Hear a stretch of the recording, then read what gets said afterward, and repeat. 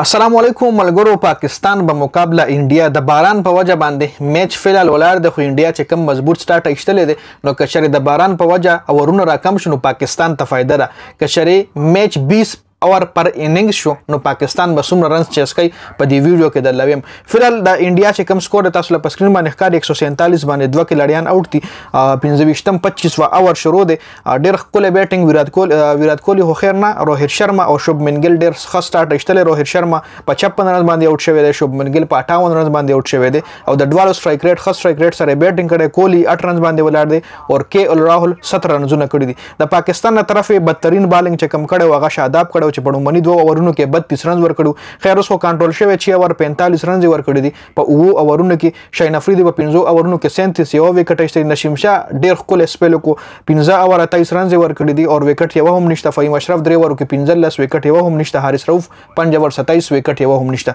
دا خو اپډیټ ته خیر میچ کچري ډیکریز شو نو پاکستان ته فائدہ راک. میچ 30 اور شو 40 اور شو نو پاکستان ته پکې فائدہ ده. دین علاوه کچري میچ 20 اننګز پر اور شو نو پاکستان به بیا سکور چیس کوي 160 نه 180 رنز پورې پاکستان ته به ټارګټ وي په 20 اور کې نو هغه هم پاکستان لا فائدہ ده.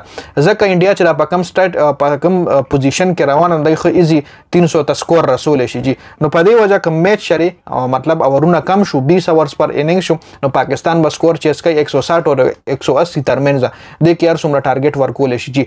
دا تر ډمپار ډیسایډ کوي د دوړو کپټنانو د خپل یو رن ریټ په ترو باندې د کیلکولیشن کیږي او مطلب چې هر څومره سکور یو بیا تاسو لپاره ولګي. خو اوس فلحال چې کم دی باران ولاړ دی کور هټاو شوی دی خو ګراوند چې کم دی لوند دی د هغې د اوچولو کوشش کیږي او دواړه کپټنان چې کم دی په دې وجه ریسک نه اخلي. ګراوند لوند دی او کلاړي که پکې زخمی شو روان ورلډ کپ دی او دواړو ټیمانو کې مین کلاړیان لوبه کوي نو که کلاړي زخمی شو انجرډ شو نو پاکستان ټیم له هم خطر جوړېدی شي، انډیا ټیم له هم خطر جوړېدی شي.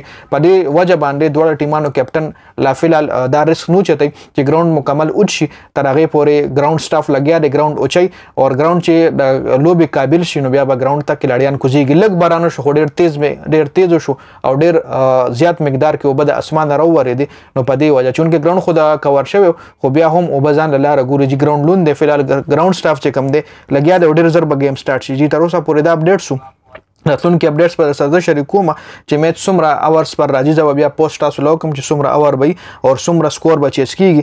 تر اوسه پورې دا اپډیټس چې نور لا دا رزلټ تر اوسه دا لګیای مخ اوس نوې اپډیټس پکې نه دی راغلي.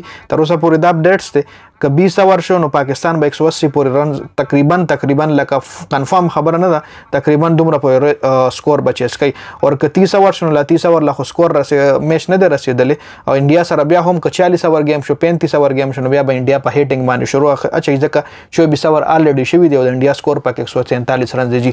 دا اپډیټ شو نوې اپډیټس لپاره سټې ټیون ډیر زیاته مننه. والسلام.